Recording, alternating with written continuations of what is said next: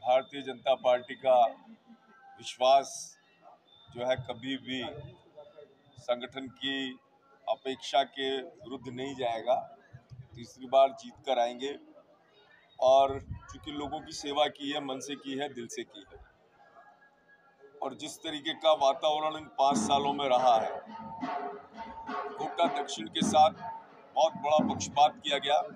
कोटा दक्षिण के साथ ही नहीं, अभी तो मैं समझता हूं कि पूरे हाड़ौती क्षेत्र के साथ दोगला व्यवहार हुआ है और एक विधानसभा को छोड़कर सभी विधानसभाएं विकास के मायने में जीरो रही।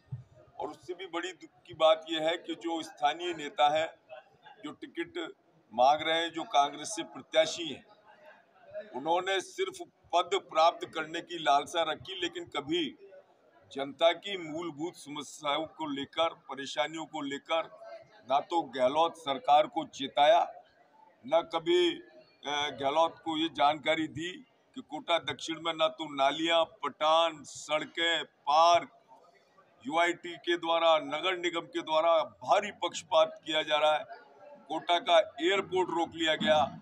इन सारी चीजों को लेकर कोई कांग्रेस का जनप्रतिनिधि लोगों का सहारा नहीं बना। हमने निरंतर, जो लोगों ने हमें ताकत दी, विधानसभा के पटल से लेकर सड़कों पर विपक्ष के नाते संघर्ष किया और उस सरकार का विरोध किया जिसने झूठे मोबाइल का वादा किया। मैं जहां कहीं जाता हूं वहां पूछता हूं कि आपको मोबाइल मिले तो 2000 की भीड़ में से 2 हाथ खड़े होते हैं।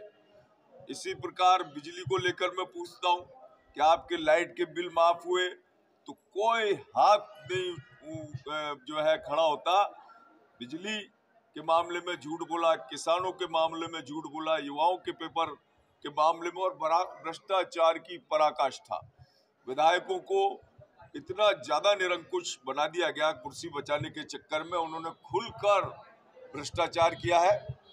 और कांग्रेस की परिपाटी है, कांग्रेस में जो भी स्थानीय नेता है वो या तो सिर्फ राजनीति में इसलिए आते हैं कि वो ठेकेदारी कर सके, मल्टी स्टोरी बिल्डिंगों के साथ पार्टनरशिप में पत्ती डाल सके, दादागिरी कर सके खुलकर, या फिर तुष्टीकरण कर सके। बस इसके अलावा कांग्रेस नेताओं का कोई ध्येय नहीं है, कोई उद्देश्य नहीं है। लेकिन दूसरी ओर यदि हम देखें